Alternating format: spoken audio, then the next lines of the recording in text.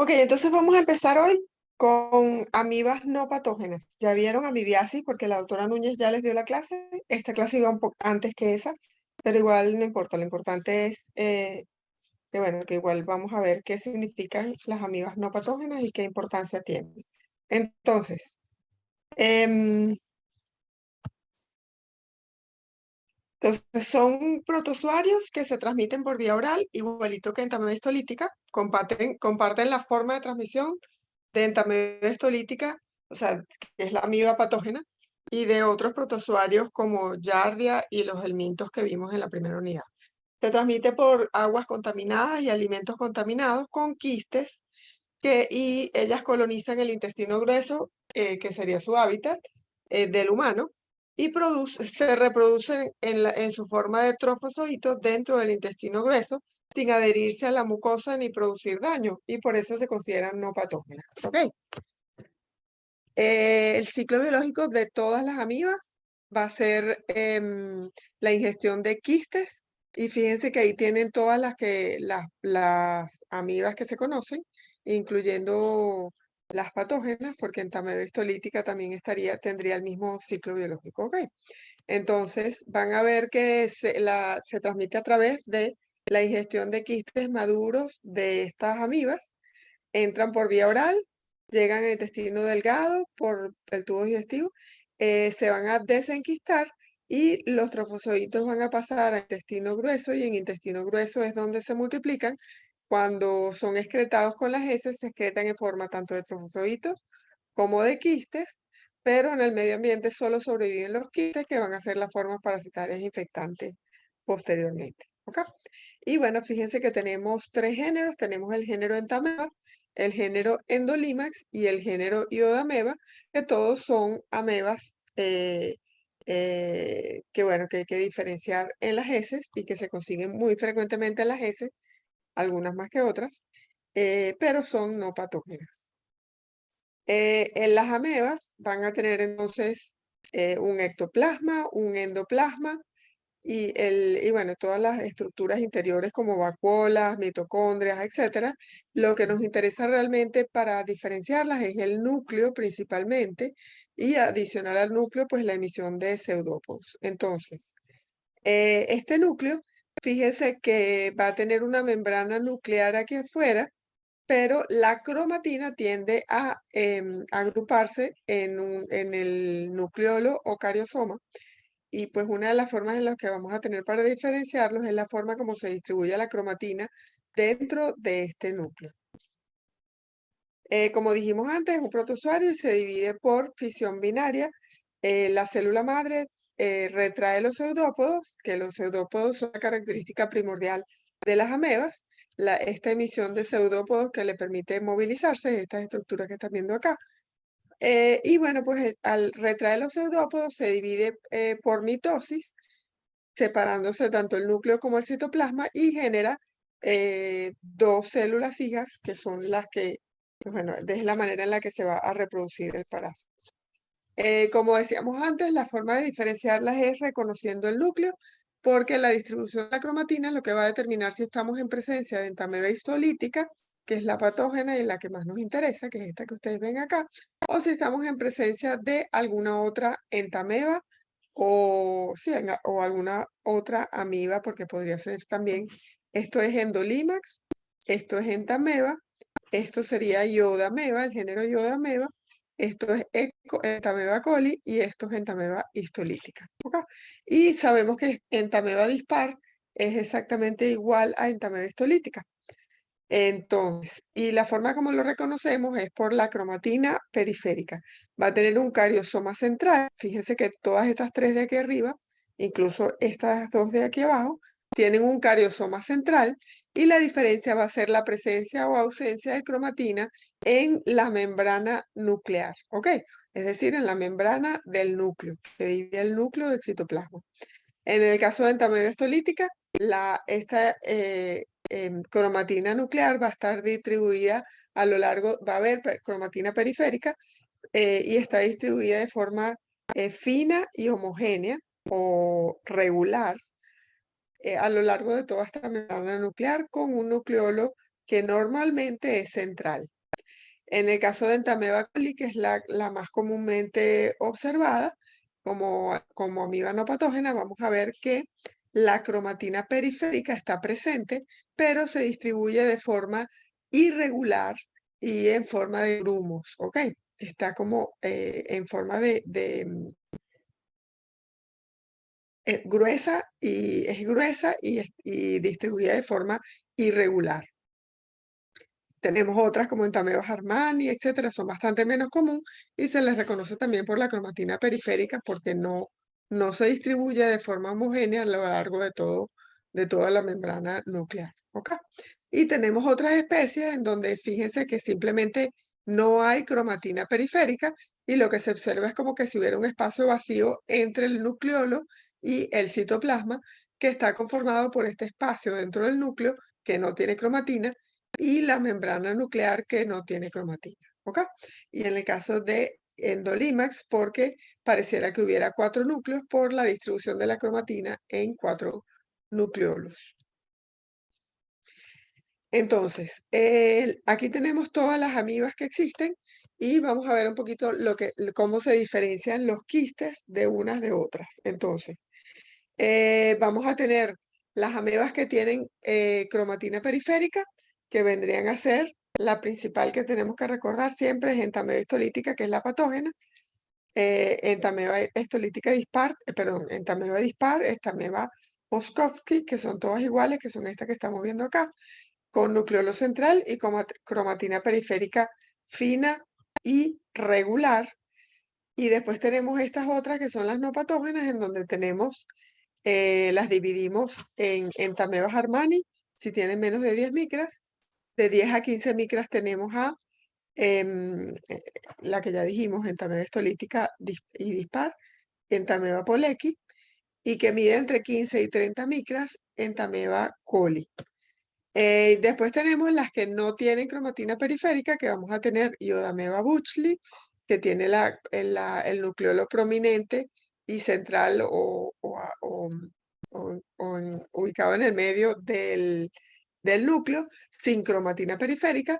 Y en este caso que están viendo acá, vendría a ser Endolimax nana con 4 núcleos, donde la cromatina está siempre central en los nucleolos y sin cromatina periférica nuclear, ¿ok?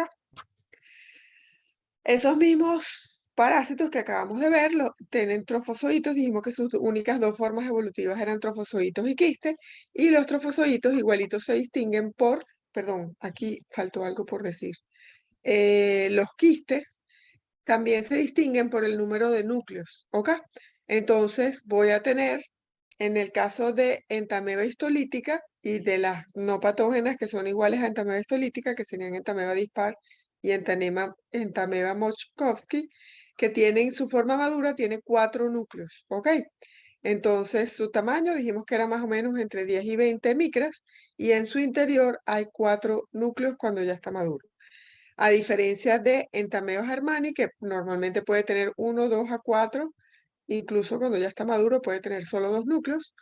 Y las que tienen Entamoeba polecki tiene un solo núcleo y Entamoeba coli, que es más común que cualquiera de las otras, tiene más de 5 núcleos, ¿ok?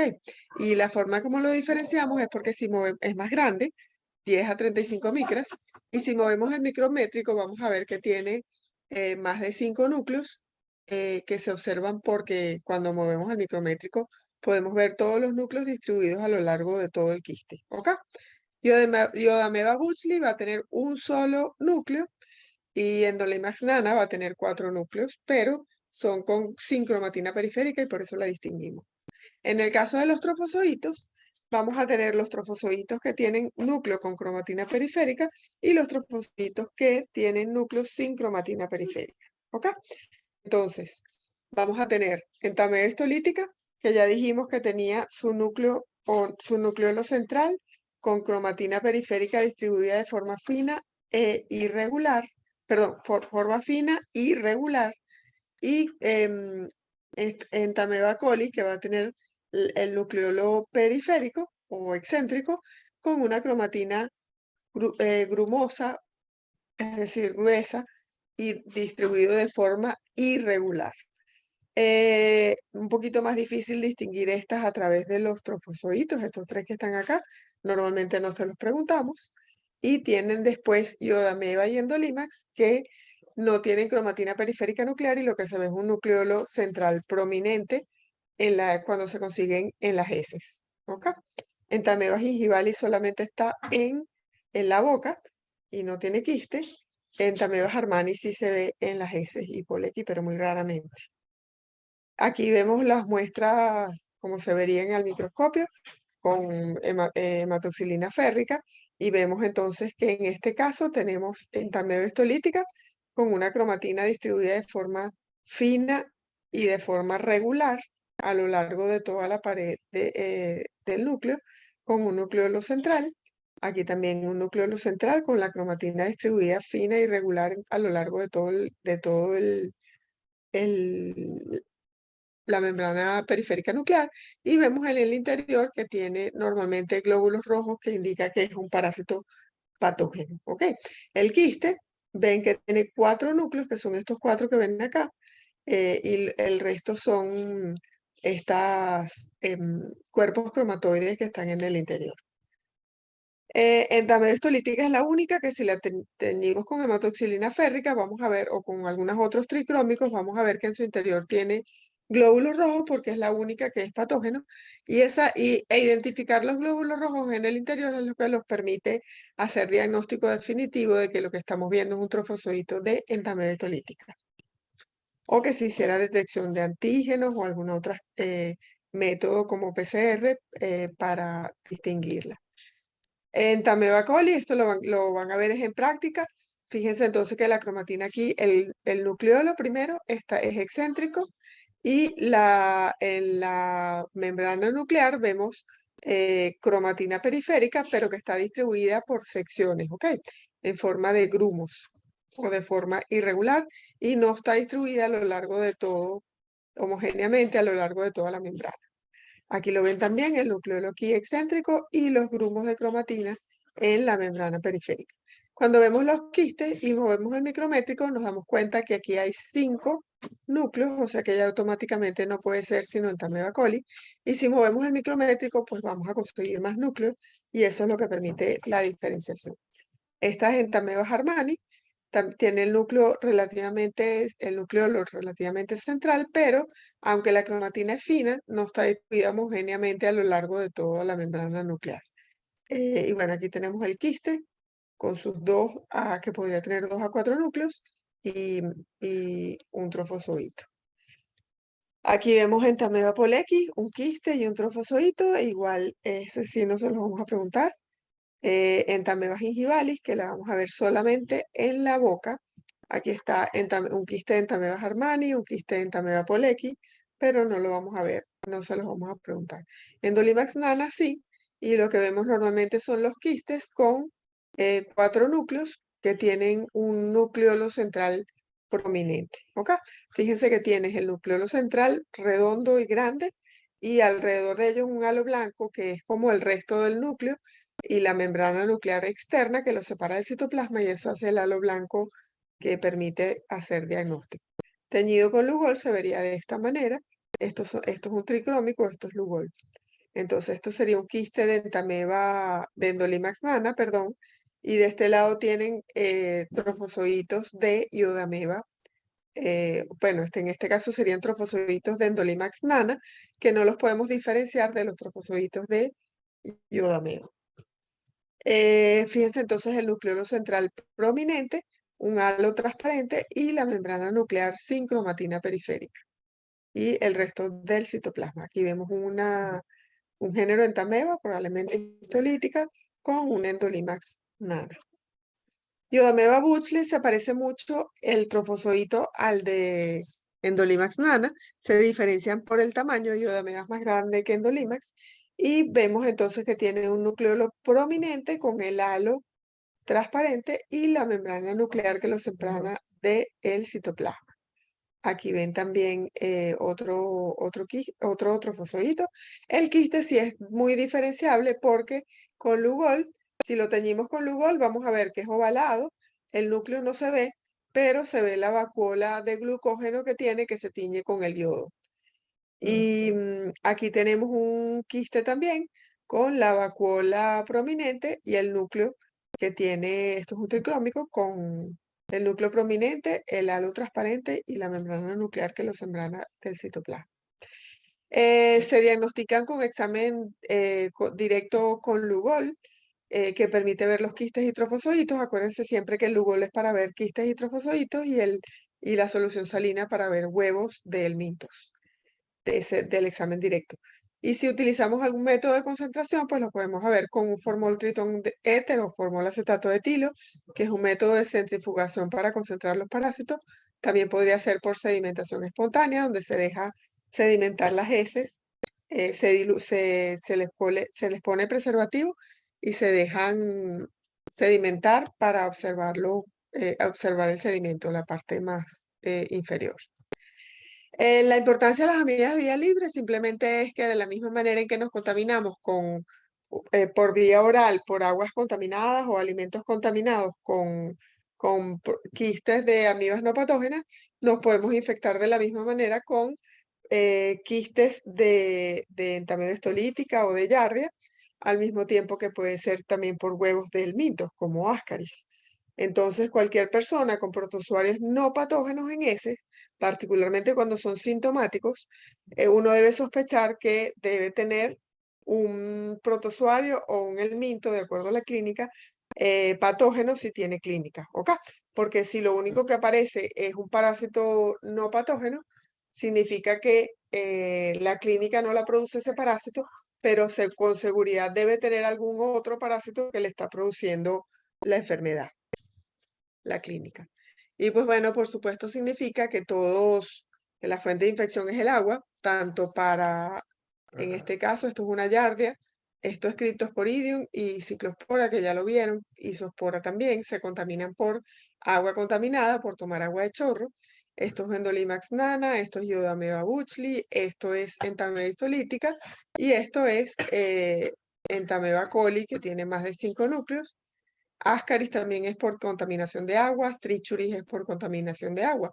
Entonces, cuando conseguimos un paciente que tiene en el examen de heces amibas no patógenos y además es sintomático, uno debe sospechar que cualquiera de estos parásitos que tenemos aquí, de los patógenos, que serían Giardia, los 3 coccidios, y entamoeba histolítica, Trichuris y Ascaris, alguno de ellos es el que está produciendo la clínica. El agua es la principal fuente de infección para cualquier parásito intestinal. Y bueno, pues bueno, la patología se debe a los patógenos más que a los no patógenos. Aquí tienen a Giardia. Esto es una Giardia con microscopio electrónico, ambas fotos. Estos vendrían a ser los Ascaris, los Trichuris. Esto es una úlcera en botón de camisa que lo vieron con la doctora Núñez, que lo produce de manera histolítica.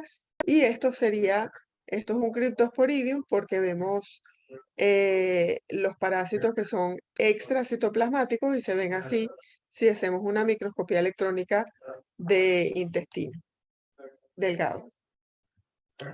¿Qué debemos hacer? Pues enseñar a la gente a hervir el agua. El agua hay que filtrarla preferiblemente con un filtro de piedra para luego hervirla por 10 minutos. Solo si se hierve por 10 minutos es que realmente eliminamos los parásitos. La gente se queja mucho de que el agua hervida sabe mal y lo que es porque pierde el oxígeno, entonces lo que hay que batirla para que se reoxigene y al reoxigenarse vuelve a tener buen sabor. Y bueno, evidentemente que el agua hay que dejarla reposar para no usar el sedimento, que es lo que le da mal sabor y que tiende a tener los metales pesados y el calcio particularmente, por lo que se usa el agua de arriba y no se usa el fondo de la olla. Y pues bueno, pues se trasvasa a su jarra y se mete en la nevera. Y eso es lo que uno espera que ustedes le aprendan a explicarle a los pacientes. Entonces, el agua debe consumirse doblemente tratada, que significa que debe estar filtrada y hervida por 10 minutos. Los hielos hay que hacerlos con agua filtrada y hervida, y eso hay que explicárselo a los pacientes. Se debe lavar los vegetales y las frutas por arrastre con agua doblemente tratada, con agua hervida. Evitar el contacto de animales con aguas destinadas para el consumo humano para que no se contaminen. evitar prácticas sexuales hormonales o utilizar preservativo oral, porque los protozoarios intestinales tienen infección directa, ano, mano, boca, por ende, las prácticas sexuales hormonales va a haber contaminación. Pues por supuesto, enseñar higiene personal, que la gente se debe lavar, todos nos debemos lavar las manos antes de comer para evitar la contaminación de los alimentos con las manos o directamente con la boca, y cocinar con todo alimento que se va a cocinar por menos de 10 minutos requiere que se utilice agua doblemente tratada, le hace jugos, hasta el café debe hacerse con el agua doblemente tratada. Excepción, el arroz probablemente porque se va a hervir por más de 10 minutos, pero yo igual lo prefiero hacer todo con agua doblemente tratada. Los protozoarios no patógenos no requieren tratamiento cuando el paciente es asintomático, ¿ok? Sino corregir simplemente la fuente de infección. Eso significa que, bueno, pues enseñarlos a filtrar y hervir el agua por 10 minutos, lavar los vegetales y las verduras con agua hervida por arrastre, se le podría poner un poquito de vinagre, pero igual hay que utilizar agua doblemente tratada, cocinar con agua hervida y hacer los hielos con agua hervida o la comida que no va a ser hervir por 10 minutos. Por ejemplo, la pasta que se cocina con 7 minutos, que el agua hierva 7 minutos, lo ideal sería utilizar agua por lo menos filtrada. Los filtros de osmosis inversa también funcionan, o los filtros de una micra absoluta para eliminar giardia y para eliminar criptosporidium, pero requieren de repuestos, por ende, y los repuestos a veces son costosos y que haya disponibilidad, y pues bueno, eso es lo que hace que no necesariamente sea la primera opción. Si a estos pacientes simplemente con la educación para la salud que les damos les repetimos el examen de heces al mes, normalmente al mes ya los protozoarios no están si el paciente dejó de consumir agua que esté contaminada. Bueno, esto no se supone que el tratamiento normalmente que uno utiliza para los protozoarios patógenos es esto: metronidazol, fenidazol o nitazoxanida. Normalmente damos las 3 opciones porque en Venezuela es difícil saber cuál de los 3 vamos a conseguir. Y estamos listos por acá. Ok, profe, ¿Alguna ¿me van a pregunta? cortica? No. Sí, esta es muy cortica y por eso estoy dando las 2 al mismo tiempo. ¿Ok? Ok. Entonces, ahora vamos a pasar a la clase de amibas de vida libre. Si quieres, paras ahorita la grabación Voy. y pasamos a la de vida libre. Ok. Ok. Ya. Esta clase, prefiero usar la de ella. Yo tengo una vieja, pero esta está más actualizada y es muy bonita. Esta la preparó la profesora Cladimar Pérez hace unos añitos. Entonces, vamos con las amibas de vida libre, que son pues patógenas y además de ser patógenas, algunas son oportunistas. Entonces, las amibas de vida libre son protozoarios que se encuentran en el agua, pero también en el suelo. Son de vida libre, significa que ellas pueden reproducirse y vivir totalmente fuera de un hospedador definitivo, ¿ok? Entonces, pueden albergar bacterias, virus y micoplasmas y alimentarse de ellos. Y producen 3 síndromes y eso es lo que vamos a ver hoy, ¿ok? Vamos a ver la meningoencefalitis amibiana primaria, que la produce Naegleria fowleri, una amiba de vida libre. Vamos a ver queratitis amibiana crónica, que la produce una de las especies, Acanthamoeba castellana y polifaga. Y vamos a ver encefalitis amibiana granulomatosa, que la produce tanto el género Acanthamoeba como el género, se me acaba de ir el nombre, Balamutia. ¿Ok? Entonces, estos son los 3 síndromes que vamos a ver ahorita de amibas de vida libre. Entonces, Naegleria fowleri no es una amiba, no es oportunista, es una amiba de vida libre, pero no es oportunista. Produce meningoencefalitis amibiana primaria. Tapinia pedatas, está descrito un caso que también lo produce, pero es poco conocida, solo ha habido un caso que yo sepa en la literatura. Tenemos Acanthameba sp, que fue el que le nombré, que produce encefalitis amibiana granulomatosa, pero que también produce queratitis amibiana crónica, y Balamutia mandrilaris, que produce encefalitis amibiana granulomatosa. De todos estos que estamos viendo acá, solamente Acanthameba es oportunista, es decir, solamente, o sea, mientras que Naegleria y Balamutia afectan personas cualquiera, inmunocompetentes, Acanthameba necesita que el paciente sea inmunosuprimido para poder producir enfermedad, para poder producir encefalitis amibiana granulomatosa, mientras que la queratitis amibiana sí se la puede producir a cualquier persona. Entonces, las amibas de vida libre, tenemos 4 géneros aquí, de los cuales uno es oportunista y los otros 3 no. O sea, los otros 3 pueden producir afectación tanto a inmunocompetentes como a inmunosuprimidos. Entonces, los 2 grandes grupos van a ser las ameboflagelados, que es Naegleria fowleri, porque una de sus formas evolutivas es un trofozoito flagelar, además del trofozoito con pseudópodo, y el género Acanthamevida, que lo conforman tanto Acanthameba como Balamutia, que no poseen ese trofozoito flagelar, sino solamente los trofozoitos ameboides y los quistes que los tienen todos. ¿Ok? Sapinea pedata todavía no ha sido clasificada porque se conoce todavía muy poco de ella, pero existe. Entonces, Naegleria fowleri, ¿cuál es su biología? Entonces dijimos que tenía 3 estadios evolutivos. Va a tener un quiste, va a tener un trofozoito ameboide, como todos los demás amibas, pero va a tener además un trofozoito flagelar, ¿ok? Y bueno, y como vimos antes, este parásito está principalmente en el agua. Su tamaño es más o menos del trofozoito, entre 10 a 25 micras de diámetro. Es uninucleado, va a tener un solo núcleo que posee un cariosoma redondeado, prominente o grande, central normalmente, ¿ok? Y no posee cromatina periférica nuclear. Y eso la diferencia, como hablamos antes, de las amibas, del resto de las amibas. Entonces tiene un núcleo central prominente o grande y denso. Va a tener un citoplasma granular con eritrocitos, con leucocitos que ingiere, con organelos, con vacuolas contráctil, igual que las demás amibas, y con vacuolas digestivas, igual que las demás amibas. Posee pseudópodos, y esos pseudópodos, que son los que utilizan para movilizarse, su organelo de movilización cuando tiene en su forma de trofozoito ameboide, va a tener forma de dedos y se llaman lobopodios, ¿ok? Entonces, esto que ustedes están viendo acá vendría a ser el pseudópodo de esta amiba, y se llaman lobopodios.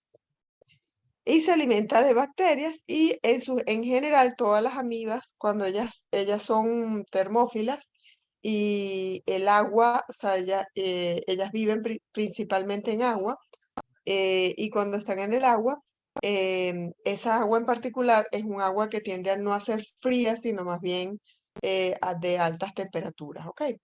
30 grados centígrados, etc.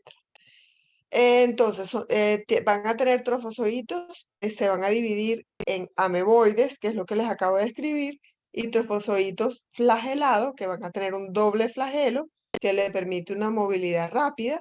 Son ovalados, redondeados, con 2 flagelos, con un tamaño entre 8 a 20 micras. El núcleo está en el extremo anterior, que normalmente es por donde sale el flagelo, y se mueven, y no es porque salga el flagelo por ahí, sino porque la parte anterior es la dirección en la que se mueven, y el flagelo hace que se muevan, los flagelos no son de propulsión, sino que es como que se mueven en la dirección por donde sale el flagelo. También tiene su vacuola contráctil hacia el extremo posterior. El trofozoito flagelar no se divide, mientras que el ameboide sí, y tampoco se alimenta, o sea que es como más como de locomoción, y cuando requiere, pues cuando se va a multiplicar, se transforma en ameboide. Los quistes son de tamaño más o menos entre 7 y 14 micras, ellos sí son totalmente redondeados, tienen un solo núcleo, sin cromatina periférica nuclear, con un núcleo central prominente y denso, con una pared, la pared de ese quiste tiene una sola capa, una monocapa, con dos poros muy refringentes y resisten el estrés ambiental. Es la forma de resistencia, por ejemplo, cuando están en tierra o algún otro lugar. Pero la principal forma de transmisión de este parásito en particular es siempre en agua, ¿ok? Ya vamos a ver los mecanismos de transmisión. Esto que está aquí es un trofozoito. Fíjense que el núcleo tiene todo esto que ven acá y no tiene cromatina nuclear periférica, pero sí un núcleo central denso y prominente en el centro, ¿ok? Aquí igual, lo ven aquí, esta es la amiba con un nucleolo aquí un poquito más oscuro y menos oscuro el resto del núcleo. Y aquí es un con lobopodios, que es lo que se ve para distinguir.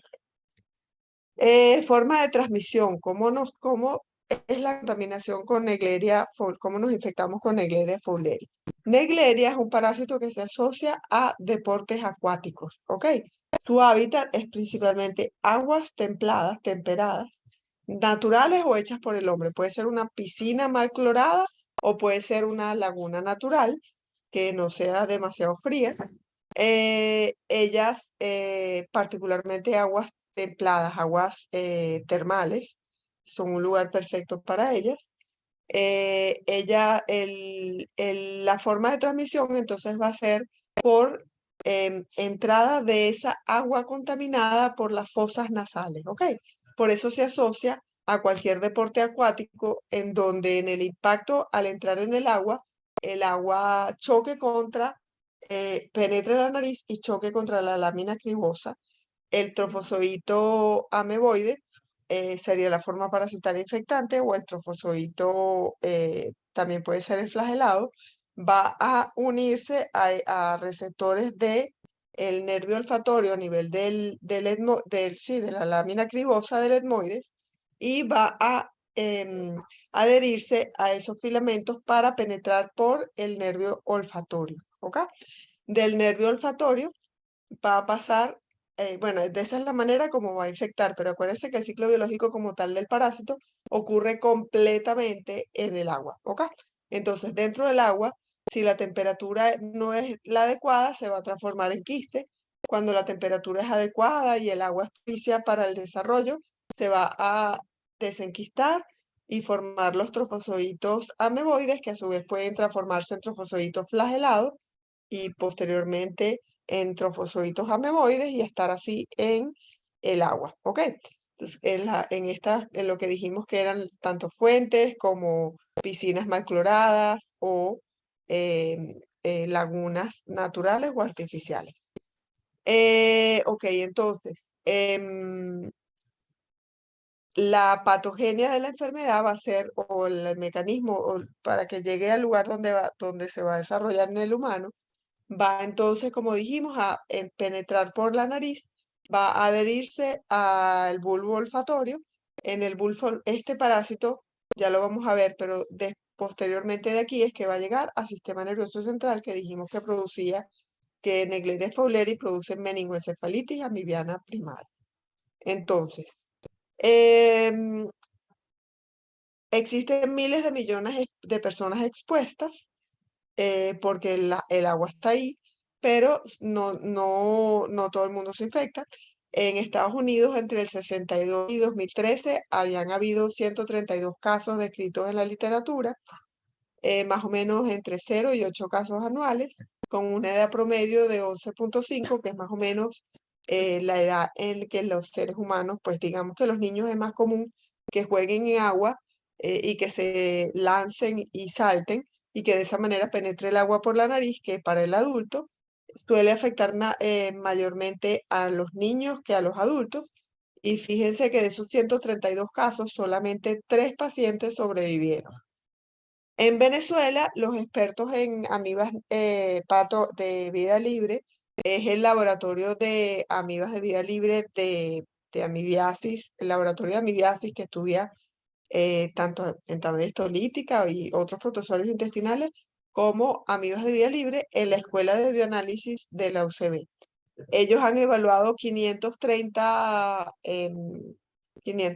muestras, de las cuales 32 dieron positivas para amibas de vida libre, y de esas 32, 2 fueron Naegleria fowleri, ¿ok? O sea, y el 30 restante probablemente Acanthamoeba. Esos dos casos fueron un hombre de 54 años que se hizo unos lavados nasales con una manguera conectada a un tanque de almacenamiento, y el agua, la amiba estaba en ese tanque. Y el segundo caso fue un escolar de 8 años, una niña escolar de 8 años que se bañó en Pozo de las Rosas del Parque Nacional Henri Pittier en el estado de Aragua, y de esa manera se contaminó, ¿ok?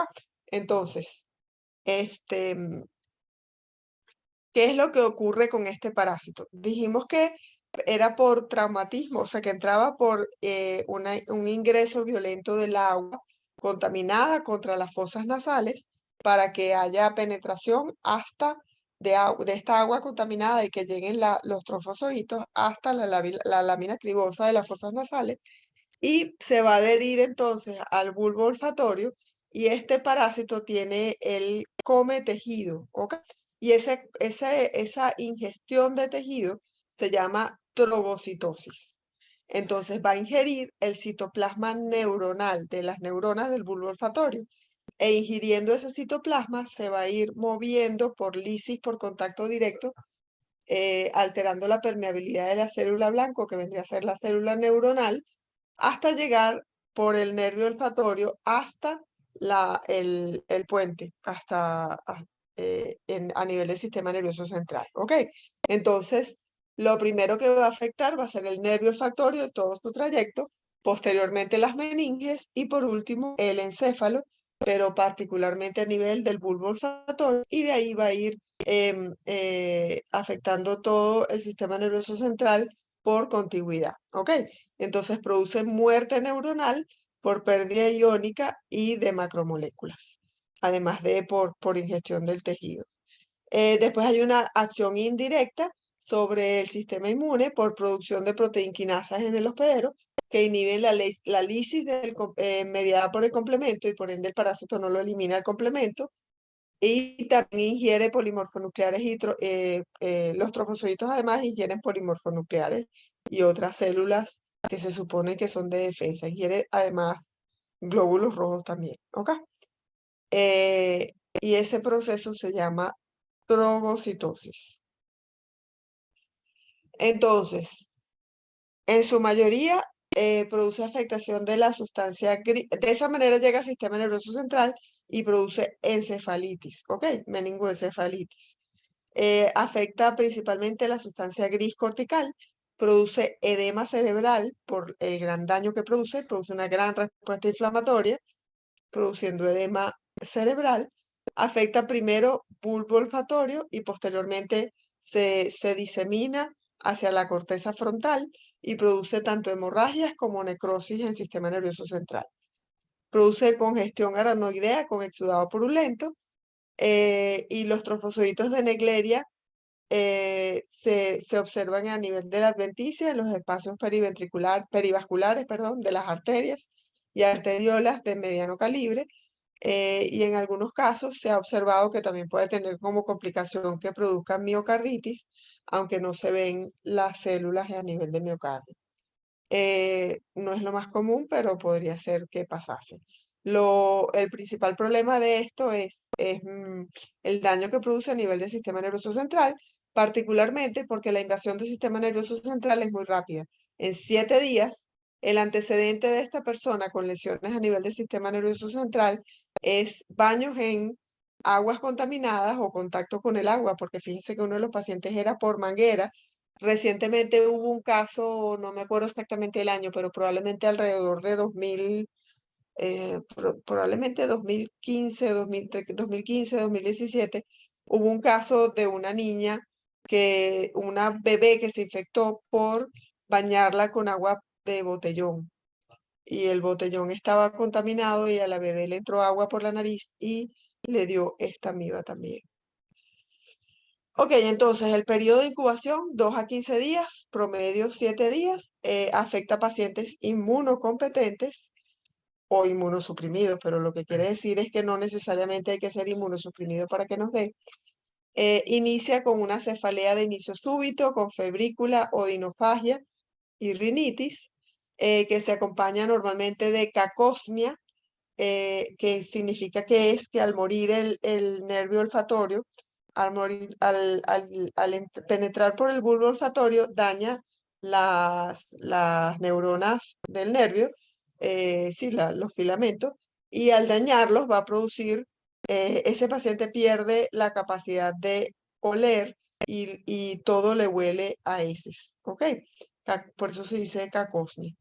Se acompaña de fiebre alta, cefalea de fuerte intensidad, hay náusea y cuando llega entonces bueno, cuando está en la nariz puede producir náuseas y vómitos.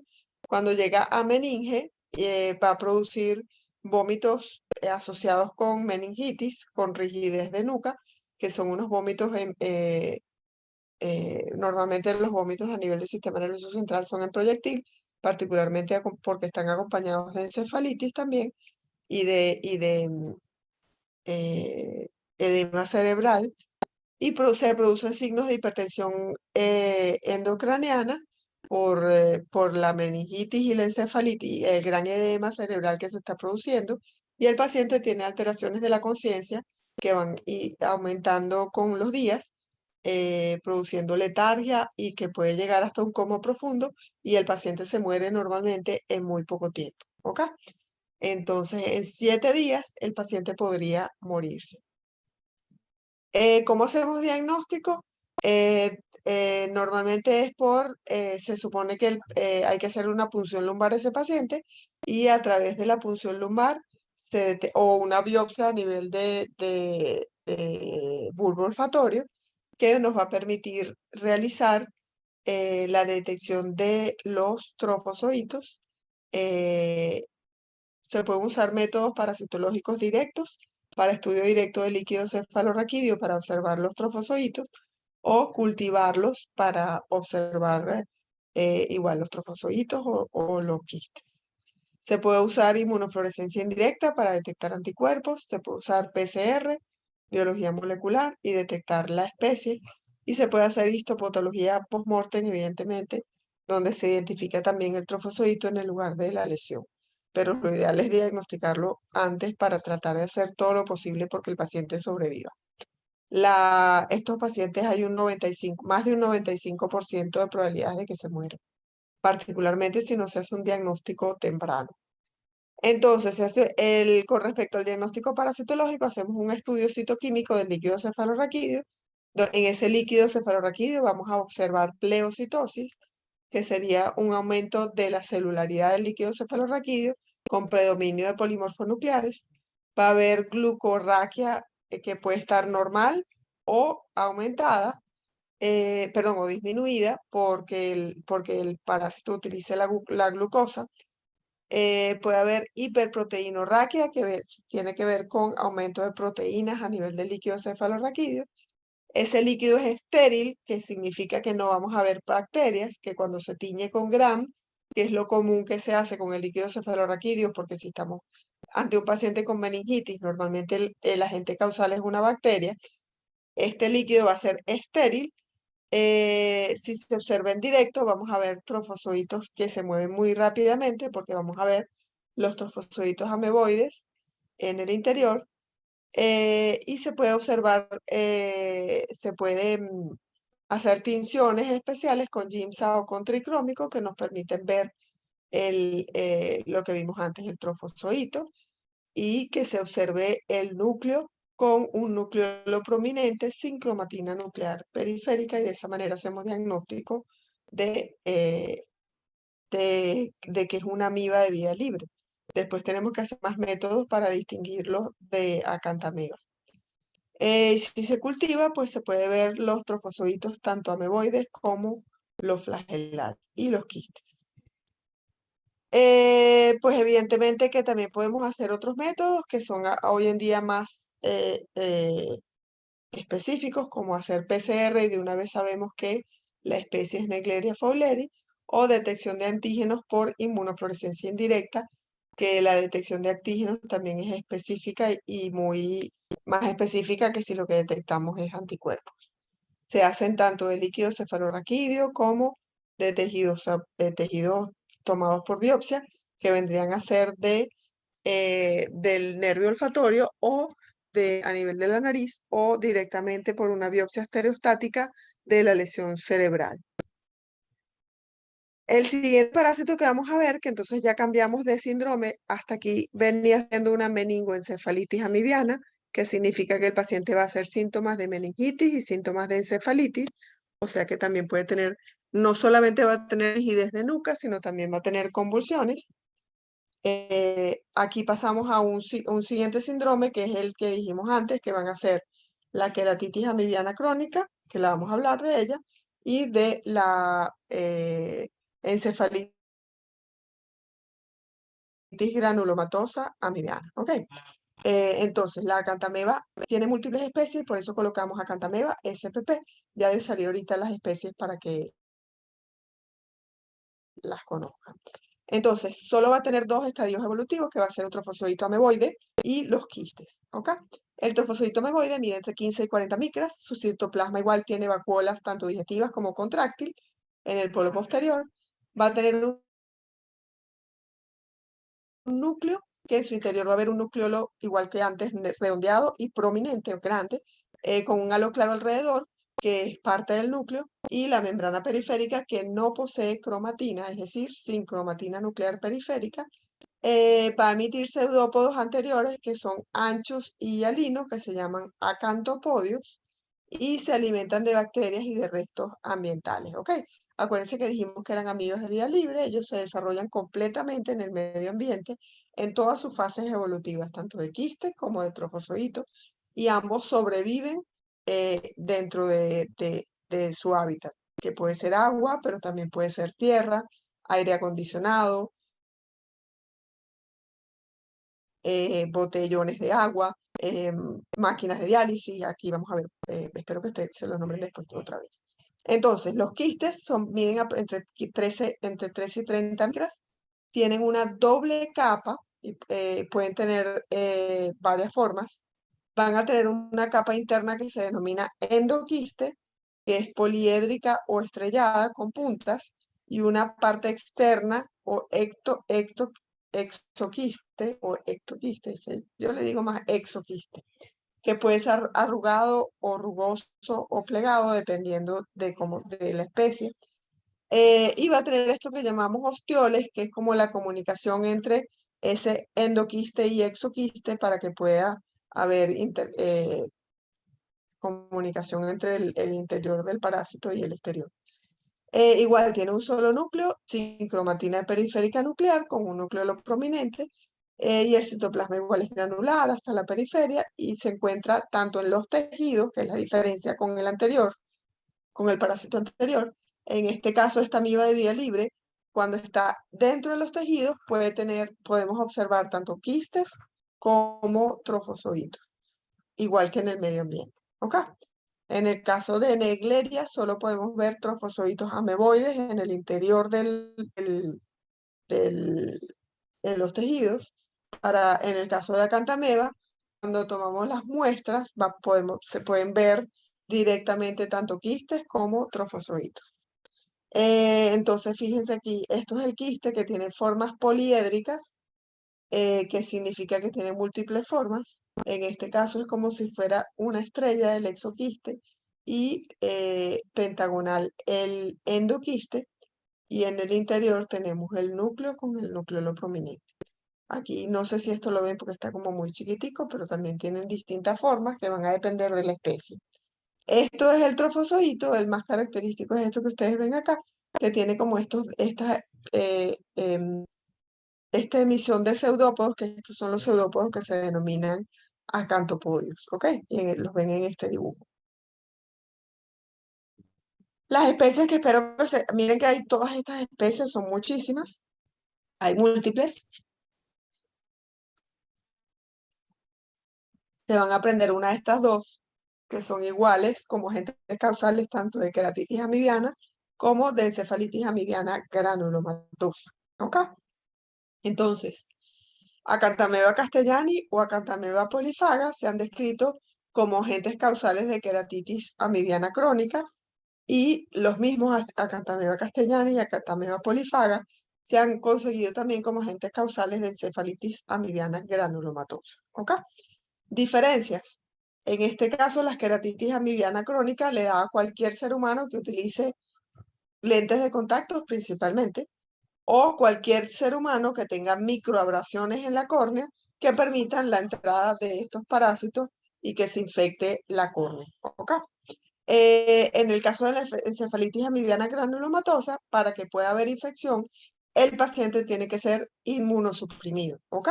¿Por qué? Porque este parásito, Acanthamoeba, es una amiba no patógena en pacientes inmunocompetentes y se puede incluso conseguir en las fosas nasales de cualquier individuo. ¿Ok?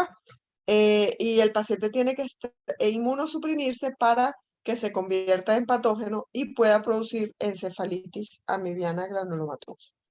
Existen varias otras especies como Acanthamoeba culverstoni, Acanthamoeba palestinensis, Acanthamoeba phronixi, etcétera, etcétera. Yo no espero que se aprendan todo esto, pero sí por lo menos una de estas dos especies. ¿Ok?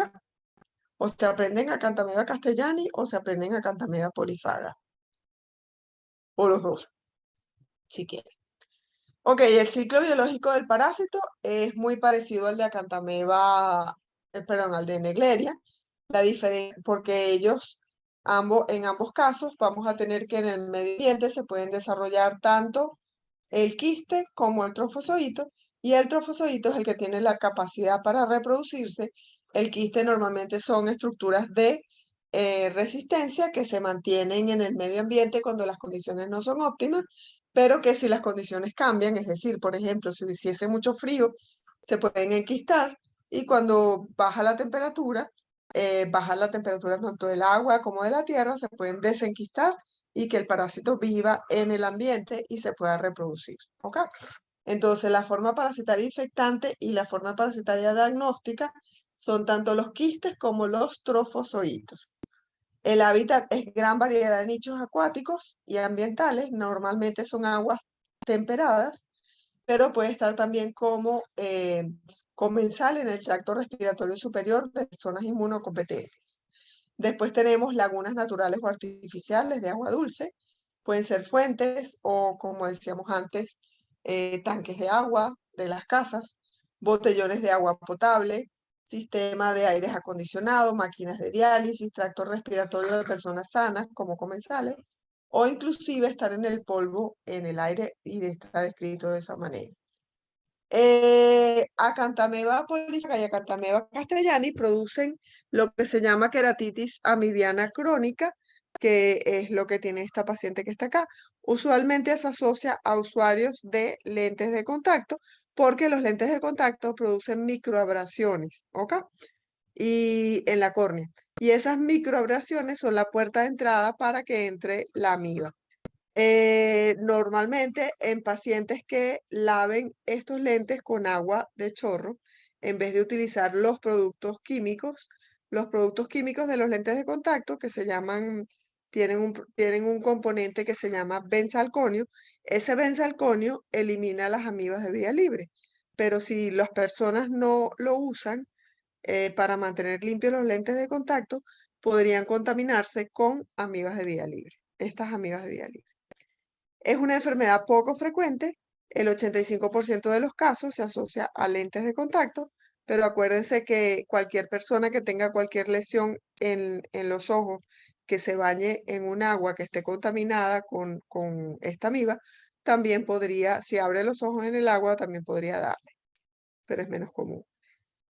En la escuela de bioanálisis, como decíamos antes, de las 273 muestras positivas para amiba, de 530 evaluadas, con síntomas oculares, 18 presentaron, la clínica se debía a Acanthamoeba. Un 6,6% de los casos era una queratitis amibiana, porque le consiguieron Acanthamoeba en la muestra, en el escarificado corneal. De esos 79 de los 273 eran usuarios de lente de contacto, y los 14 de estos 18 casos presentaban úlcera corneal, 10, 2 presentaron conjuntivitis y 1 presentó simplemente ardor y 1 era asintomático. ¿Ok?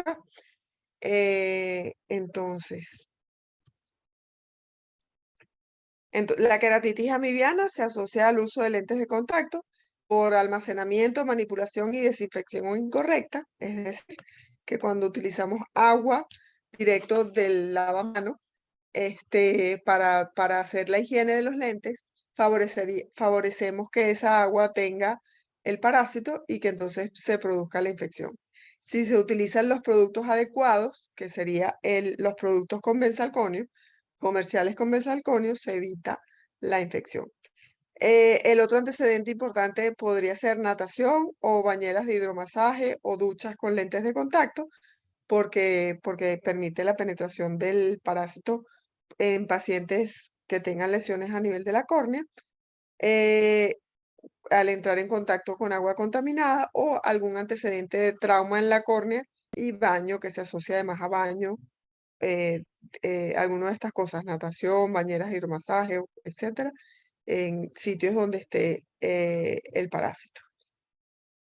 Entonces, tiene que haber un traumatismo corneal, como ya dijimos, que puede ser microscópico o mayor, que haya contacto de esa córnea dañada con agua contaminada y que entonces el trofozoito de Acanthameba castellani o Acanthameba polifaga pueda adherirse con proteínas de unión a la laminina de la córnea, o a proteínas de unión amanosa, y de esa manera entran al matrix extracelular de la córnea o se unen a las glicoproteínas del epitelio corneal y de esa manera aumenta la salida de calcio. Hay evasión de la respuesta inmune por parte del parásito porque produce además factores citopáticos con fosfolipasas y proteasas que hacen que se degraden las inmunoglobulinas A secretoras por las proteasas y hace que haya cambio de trofozoitos a quiste, que permiten desarreglos del citoesqueleto y de la membrana plasmática con aumento de la permeabilidad celular y mitocondrial, produciendo apoptosis o muerte celular, y esa muerte celular induce que se produzca la úlcera corneal. ¿Ok? De la misma manera que directamente el trofozoito puede producir regulación positiva o negativa de los genes del ciclo celular de la célula, aumentando la apoptosis y la muerte celular, y de esa manera induciendo la formación de úlcera corneal. Y esta queratitis amibiana se caracteriza por ser una úlcera corneal con opacidad de la córnea. Entonces, esto que vemos acá, que vendría a ser una úlcera, o sea, una córnea totalmente opacificada, opaca, con pérdida de la característica translúcida que debe tener la córnea para que permita pasar la luz y poder ver. Si se hace un escarificado de esta córnea, se va a observar trofozoitos o quistes, o las dos cosas, de Acanthameba. Dentro de la clínica vamos a ver que hay un infiltrado inflamatorio agudo o mixto en ese escarificado con células gigantes. Va a haber polimorfonucleares en ese escarificado que fueron atraídos por la quimiotaxis y se depositan formando un anillo alrededor de la lesión, y lo que vemos aquí es la neovascularización muy variable a nivel de la córnea por, perdón, por el parásito. Esta es la lesión que vamos a ver. Las manifestaciones clínicas va a ser sensación de cuerpo extraño en el ojo con lagrimeo y fotofobia y dolor ocular severo. Ese dolor ocular viene y va, aparece y desaparece. Progresa hasta una visión borrosa en la medida que se va opacificando la córnea, produce blefaroespasmos, que serían espasmos de los párpados, e inyección conjuntival, la conjuntiva va a estar roja. produce una queratitis dendriforme con infiltrado anular en el 80% de los casos, y en los casos más severos se produce hipopión, que vendría a ser acumulación de pus en la cámara anterior del ojo, con aumento de presión intraocular y escleritis nodular anterior por inflamación. El diagnóstico se hace por biopsia corneal o escarificado corneal, se observa al fresco y al fresco podemos ver trofozoitos móviles, o se tiñe con Giemsa, Wright o alguna otra tinción como alguna de estas que tienen mencionadas acá, y se pueden observar tanto trofozoitos como quistes o cultivo para observar. Y fíjense que este es un quiste que tiene forma pentagonal y el exoquiste que está por fuera, que es más bien circular. Y este es otra especie donde ven igual la doble capa con el endoquiste redondeado y el exoquiste también redondeado. Va a depender de la especie de la que estemos hablando. Después tenemos la encefalitis amibiana granulomatosa, que es producida por acantameba. La produce solamente en pacientes inmunosuprimidos, como VIH o el uso no solamente en pacientes VIH-Sida, sino también en otros pacientes enfermos crónicamente, como pacientes oncológicos que reciban quimioterapia o pacientes que recibieron antimicrobianos de amplio espectro por mucho tiempo y que se produzca algún tipo o sea, pérdida de todo lo que es la flora bacteriana normal de la nariz. Pacientes que estén en tratamiento con esteroides o pacientes trasplantados, incluso pacientes que estén recibiendo em, diálisis por insuficiencia renal también entran aquí. Y creo que también estaban incluidos, pero no sé por qué no los incluyó, pacientes hipertensos están incluidos acá también, aunque no sean tan inmunosuprimidos. Ok, Ok, entonces, ¿qué? perdón, ¿Usted qué dijo? ¿Pacientes qué? No la escuché bien.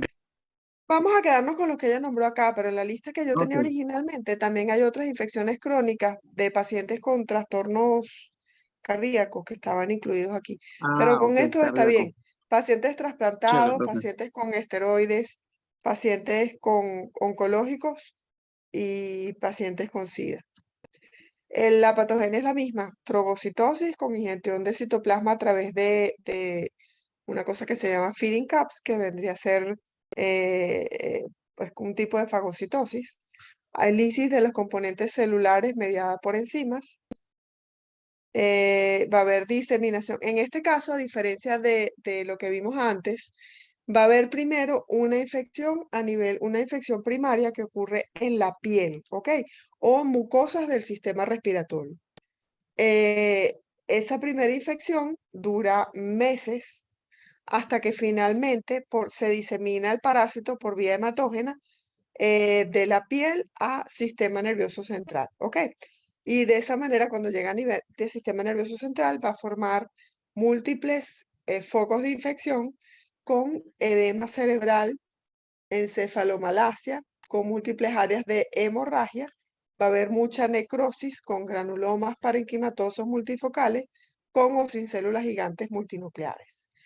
Va a haber trofosoditos perivasculares, va a haber quistes en cerebro, en mesencéfalo y en tronco encefálico, con infiltrado inflamatorio de las leptomeninges, en leptomeninges, pero posterior. Primero hay la lesión es primero encefálica y puede llegar a haber una herniación cerebelosa por edema cerebral, angeitis ocasionalmente con manguitos perivasculares de células inflamatorias, y eventualmente puede haber afectaciones a otros órganos como riñones, próstata, hígado, pero el principal problema es a nivel del sistema nervioso central, ¿ok?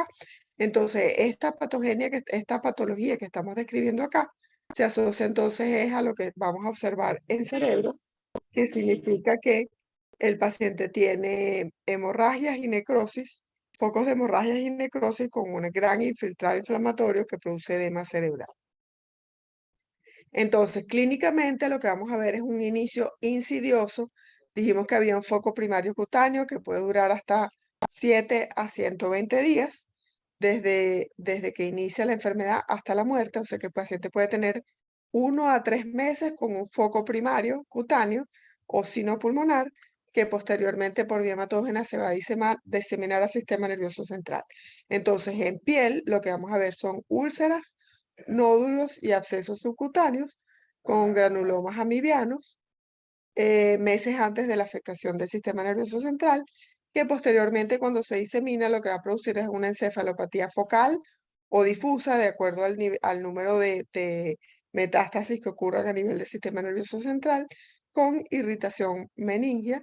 El paciente presenta fiebre y principalmente convulsiones y alteraciones del sensorio, y el resto de las lesiones van a ser de acuerdo a los signos de focalización, que podría llegar a ser hasta hemiparesia. La demostración del parásito se hace de forma parasitológica con examen de líquido cefalorraquídeo al fresco si no existe ninguna contraindicación, si hay signos de hipertensión endocraniana, está contraindicada la punción lumbar. Y pues vamos a ver, igual que en el caso de Naegleria, pleocitosis, pero en este caso linfocítica, con hiperproteinorraquia y glucorraquia normal, con glucosa normal. Podemos hacer cultivo de ese líquido cefalorraquídeo y vamos a ver quistes y trofosoditos.